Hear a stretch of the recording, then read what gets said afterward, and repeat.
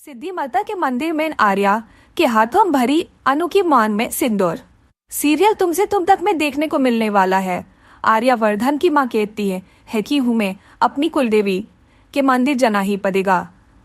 दूसरी तरफ अनु की फैमिली सिद्धि माता के मंदिर जाने के लिए तैयार हो जाती है, क्योंकि उन्हीं के घर पर आकर गुरु में पुष्पा से कहा तकी वही जाने के बाद अनु का रिश्ता पक्का होगा। तो दूसरी तरफ देखने को मिलने वाला है कि आर्या माँ और हर्षवर्धन को लेकर मंदिर जाते हैं, जहां पर आर्या की माँ के हाथों में माता रानी की चुनारी और प्रसाद सिंदूर सब होता है, जैसे कि गुरु में ने कहा था। वेश पुष्पा से थाली को लेकर सिद्धिया चांदी नहीं जा रही होती है और अनु पूजा की थाली अपने हाथों में लेती है।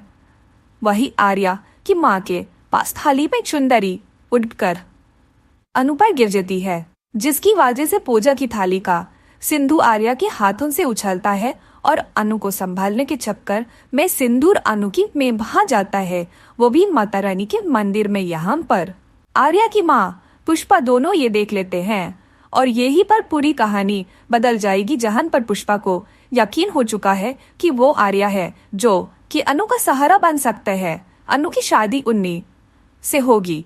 यही तो माँ रानी का इशारा था जो गुरु माँ ने मंदिर आने के लिए वो मन में था लेती है कि अनु की शादी आर्या से करके रहेगी।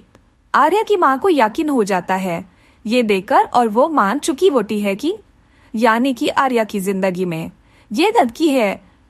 लेकिन इन दोनों के बीच में तो उम्र के इतने फैसले हैं, क्या ये बता रानी का इशारा समझो कि आर्या की शादी अनु से करवा दो। वही पंडित जी यह देखकर भविष्यवाणी करते हैं और कहते हैं कि अब दोनों का रिश्ता तो माता रानी के मंदिर में जुदा है, ये तो 7 जन्म का बंधन है। अनु आर्या के पिछले जन्मों का भी बंधन है।